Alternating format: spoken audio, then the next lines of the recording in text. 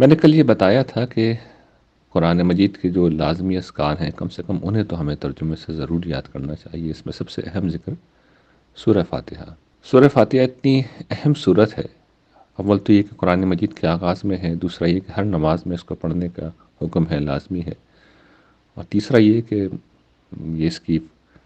روایات میں فضیلت آئی ہے کہ جس وقت یہ صورت ایک بندہ مومن پڑھتا ہے تو اس کے ایک ایک جملے پہ اللہ تعالیٰ بندے کو جواب دیتے ہیں، شرط یہ ہے کہ وہ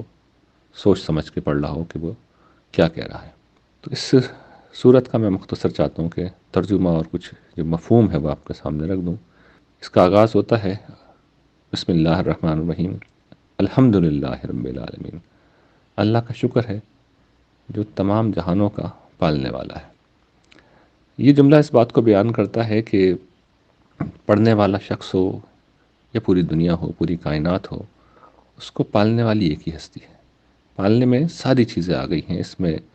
سارے وسائل ہیں، سارے اسباب ہیں، اس کے اندر علم ہے، اس کے اندر قدرت ہے، اور انسان کو پالنے کے لیے ضروری ہے کہ جو ہستی ہے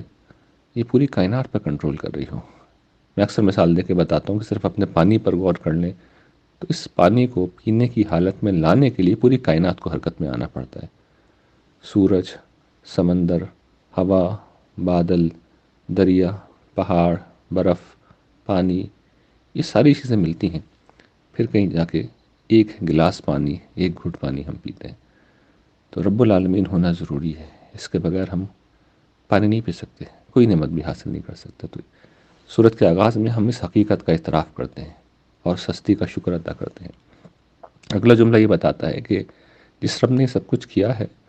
وہ مجبور نہیں ہے ایسا کرنے پہ، نہ وہ بدلہ چاہتا ہے، نہ اس کی کوئی توقع ہے، وہ جو کر رہا ہے اپنی رحمت کی بنیاد پہ کر رہا ہے، اس لیے کہ وہ رحمان ہے، وہ رحیم ہے، اس کی شفقت اتنی زیادہ غیر معمولی ہے کہ گویا کہ ایک سمندر ہے جو جوش میں آیا ہوا ہے، اور رحمت کا ایسا استمرار پہ ایسا دوام ہے کہ کسی لمحے بھی اس کی رحمت نہیں رکتی، بلکہ ہر نیک و بد پوری کائنات کا ہر وقت احاطہ کیے رہتی ہے۔ پھر یہ رحمت اس دنیا میں نہیں رہے گی، بلکہ جس طرح حضور نے بتایا ہے کہ آخرت میں اس سے یعنی 1% حصہ اس دنیا میں 99% زیادہ بڑھ کے سامنے آئے گی، اور بڑے بڑے مجرموں کو وہ معاف کریں گے، خطاؤں کو درگزر کریں گے، اور پھر جنت کے بلند ترین درجات بندوں کو عطا کریں گے۔ لیکن اس معاملے میں بے خوف نہیں ہونا چاہیے، کیونکہ یہ سب کچھ ہوگا کچھ شرائط کے ساتھ۔ اور شرط کیا ہے وہ اگلا جملہ بتا رہا ہے کہ وہ رب جو مالک یوم الدین ہے، اگر آخرت میں اس کی رحمت پانی ہے، اگر بدلے کا دن کا جو مالک ہے، اگر آخرت میں اس کی رحمت پانی ہے،